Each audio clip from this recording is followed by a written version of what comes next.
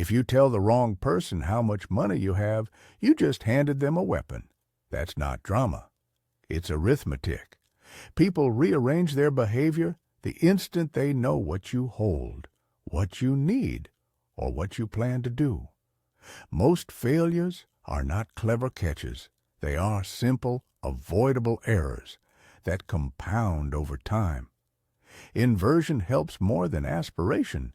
Instead of asking how to win, ask what ruins people, then refuse to do those things.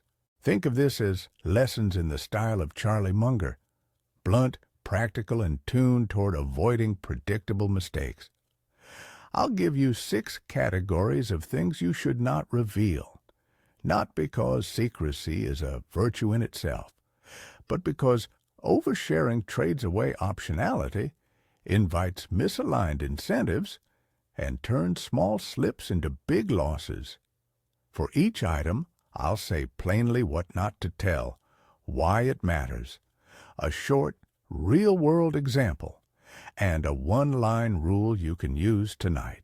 If you want more practical rules like these, tap like and subscribe. Stay with me.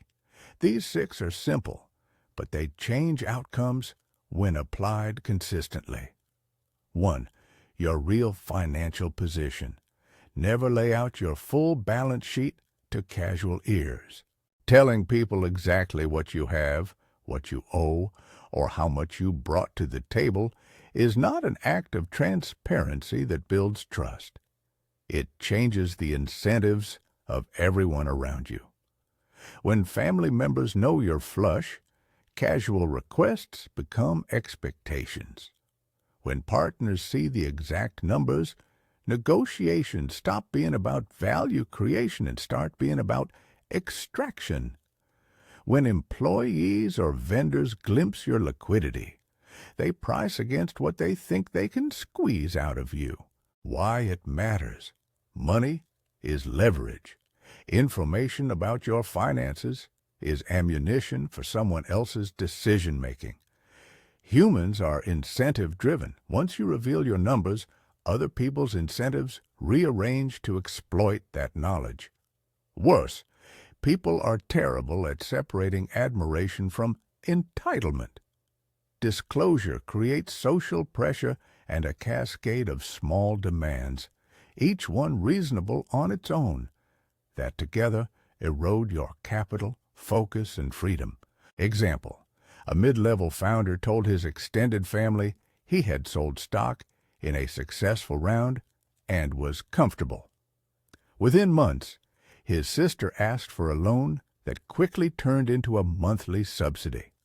A cousin leveraged introductions, expecting preferential terms in a partnership. The founder found himself dividing mental bandwidth and cash to satisfy obligations he never intended. He hadn't been imposter to anyone. He'd simply made his private ledger public, and others adjusted. Rule: treat your financial position like operational information. Share it on a need-to-know basis only, and only with people whose incentives align with yours or who are professionally obligated to keep confidentiality. That's number 1. Number 2 is even more treacherous because it masquerades as ambition. 2. Your future plans before they're executable.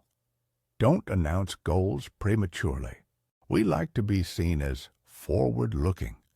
We enjoy the applause that comes before the work. But the human brain is wired to reward projection. Announcing a goal triggers a premature dopamine reward.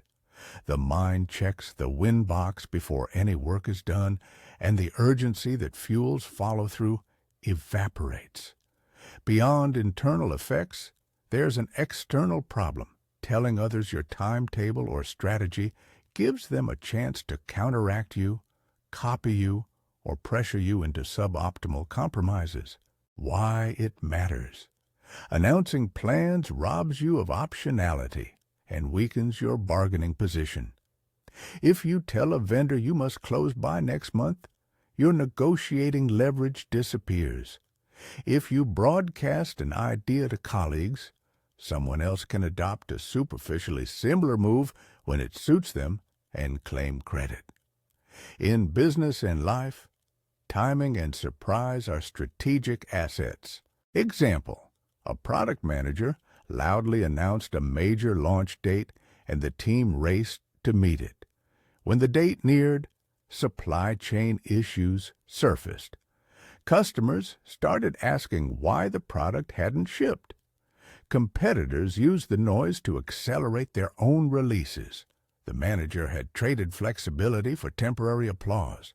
The result was missed expectations, strained relationships, and a drop in credibility. Rule: execute quietly. Share timelines only with those who must act to make them real. Preserve the element of surprise and your ability to change course. That's number 2. Number 3 concerns the ammunition you hand to people you don't want influencing your life. 3. Personal vulnerabilities to unqualified listeners. Don't give strangers your weak points. People who haven't earned your trust are not neutral agents. When you reveal weaknesses, whether emotional, medical, or psychological, you enable others to use that information, intentionally or not. Some will exploit, others will try to help in ways that make matters worse. Even well-meaning listeners filter your vulnerabilities through their biases and agendas. Vulnerability is powerful, but it's strategic. Choose the audience with care. Why it matters?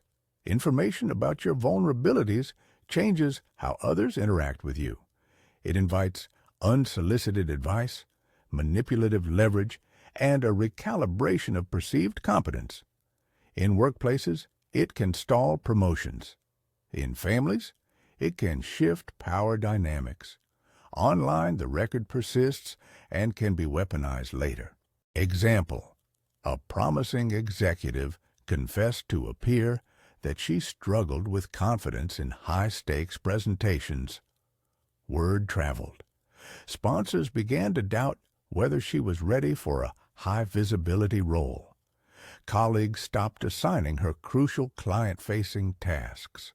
Her confidence suffered a feedback loop. The disclosure meant to gain support ended up limiting her exposure to the opportunities that would have improved her skills. Rule: share vulnerabilities only with people who have proven discretion and expertise. Therapists, trusted mentors, legally bound advisors. Otherwise, keep private what can be used against you. That's number 3. Number 4 is often sold as catharsis, but acts like slow poison. 4.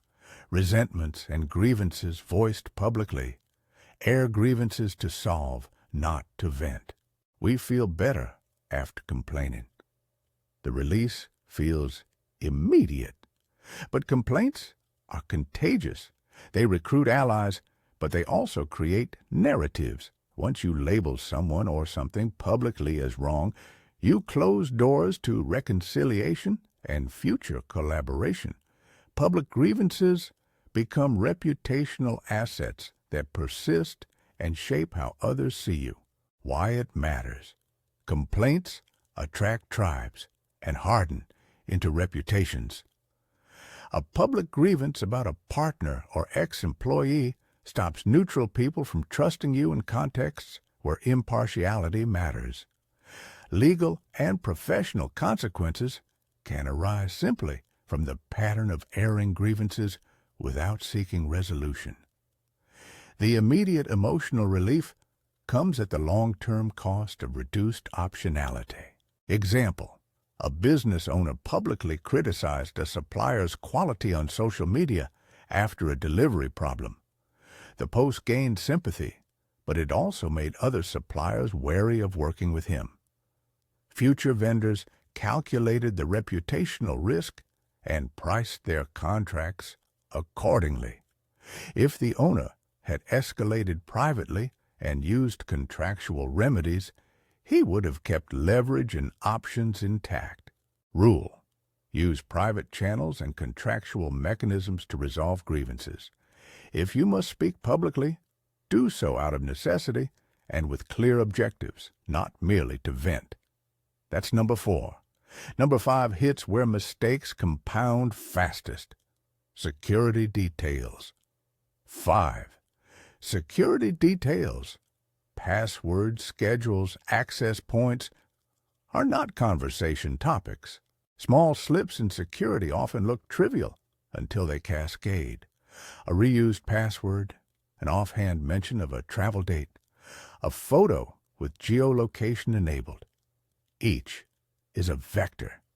Attackers, opportunists, and even well-meaning freeloaders scan for these vectors.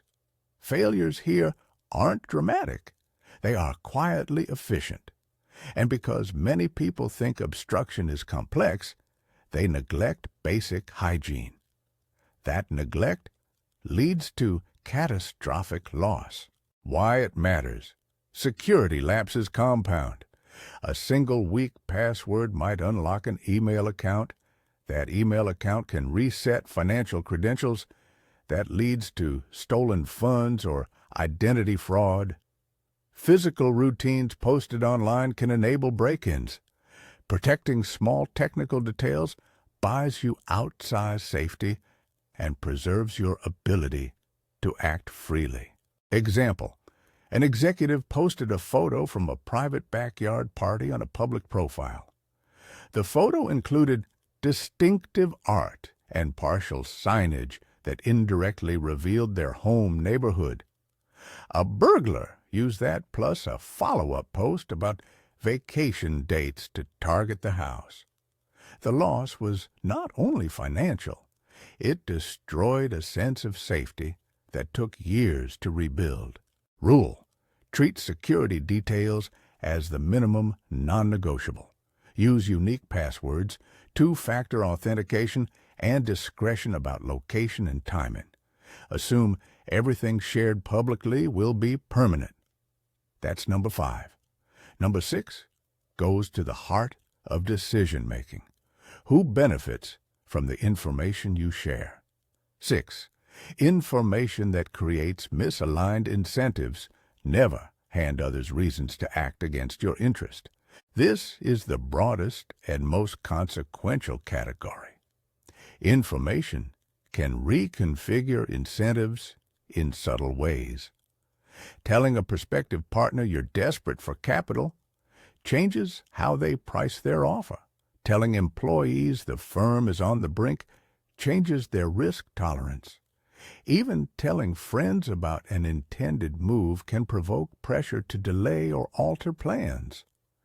Humans respond to incentives more reliably than to stated intentions. When you share information, ask, whose incentives does this change? Why it matters. Incentives explain behavior better than intentions. When your disclosure gives someone else a reason to act differently, to extract, delay, or capitalize, your information becomes a lever against you. You don't need grand conspiracies. The ordinary dynamics of self-interest suffice. Example: a startup founder told a potential investor she needed funding in 2 weeks to meet payroll. The investor, seeing urgency, offered a term sheet with greater dilution and tougher covenants. The founder accepted under pressure. Had she kept timelines private and negotiated quietly, she would have preserved better terms or found alternate funding without sacrificing equity. Rule: before sharing, map the incentive consequences. If the disclosure benefits others more than it helps you, or if it strengthens their bargaining position, keep it to yourself or condition the conversation with alignment mechanisms, contracts, non-disclosure agreements, staged reveals. Synthesis: privacy preserves optionality. Time multiplies advantage. If you do nothing else with these 6 rules, understand this. Privacy is not about hiding wrongdoing. It's about preserving optionality. the freedom to change your mind, negotiate from strength, and avoid being buffeted by other people's incentives. Optionality compounds like interest. Small advantages, preserved and applied consistently over decades, produce large differences in outcomes. Small errors compound, too. A lax password, an offhand boast, an ill-timed complaint, each can ripple outward in ways you didn't intend. People like clear heroes or dramatic failures, but most ruin occurs in the slow, quiet way. Poor alignment, unguarded disclosures, and preventable leverage given to others. The inversion principle applies here. Instead of asking how to get richer, ask how people ruin themselves by revealing too much. Avoid those paths. A few brief behavioral notes that matter. First, the dopamine effect. Announcing a goal gives you a psychological payoff before the work is done. Resist that. Let progress, not applause, be the reward. Second, incentives are more predictive than intentions. Look for what people will gain from your information and assume they will act on it. Third, compounding. Small prudences preserved over time. Secrecy about certain facts, disciplined security hygiene, careful audience selection produce outsized benefits. Practical action steps. 3 immediate habits to adopt tonight. 1. Run a 5-minute privacy triage. List the 3 most sensitive facts you've shared publicly in the last 6 months. Financial numbers, detailed plans, health issues, travel dates. For each, ask, who gained a clear advantage from knowing this? If the answer is someone else, take steps to mitigate exposure. Remove the post, change passwords, or have a private conversation to reset expectations. 2. Create a disclosure rule. 3 lines of defense before sharing sensitive information. Line 1. Is the person qualified and bound to confidentiality? Lawyer, accountant, therapist? If yes, share with safeguards. Line 2. Is the person aligned and materially incentivized to protect my interests? If yes, share limited details. Line 3. Is sharing necessary to achieve the next concrete step? If not, don't share yet. 3. Adopt security basics without drama. Unique passwords, a password manager, 2-factor authentication, and a habit of not announcing travel or absence publicly. These are low-effort, high-impact protections that prevent compounding loss. How to handle particular situations without being paranoid. Family requests are the most delicate. You don't need to hide from loved ones, but you do need to set norms. Frame disclosures as choices. I'm not sharing the number, but I'll help by arranging a meeting with a financial advisor. That preserves goodwill while keeping your capital and options intact. In business, use contract mechanisms. Non-disclosure agreements and staged disclosures aren't insults. They're the plumbing that allows complex projects to proceed without undermining anyone's incentives. Offer information conditional on agreed terms. That way, both parties trade value rather than one extracting it. When dealing with partners or employees, prefer alignment over transparency. Transparency sounds virtuous, but alignment is practical. Give people incentives to act in the way you want. Equity, clear performance metrics, and contractual protections where appropriate. Those mechanisms change behavior reliably, niceties and confessions do not. When to share anyway? There are exceptions. If withholding information would harm others or break legal obligations, disclosure is the right course. If you're seeking help from qualified professionals, reveal what's necessary for diagnosis and remedy. If your vulnerability is a bridge to real support from trusted, proven allies, then share selectively. The key word is selective. Aim for targeted disclosure with clear purpose and containment. Common objections and short answers. Isn't secrecy cowardly? No. Prudence is not cowardice. It's an investment in future options. Courage without strategy often looks like recklessness. Aren't transparency and openness moral goods? They are, in certain contexts, but moral virtues are conditional. Transparency in relationships of trust has value. Random transparency in networks of misaligned incentives is naive and costly. What about building trust with colleagues? Trust is built through reliable action and discretion. You build trust by delivering results and by demonstrating that you do not use sensitive information against others. That kind of trust is earned, not announced. A short checklist you can print and use. 1. Don't disclose your full financial picture to non-essential people. Share numbers only with professionals or partners whose incentives are aligned and documented. 2. Keep future plans quiet until they're concrete. Share timelines last, not first. 3. Limit vulnerability disclosures to qualified, discreet advisors or therapists. 4. Resolve grievances privately when possible. Use public statements only when there's no other route. 5. Lock down security basics, unique passwords, 2FA, and discretion about schedules and locations. 6.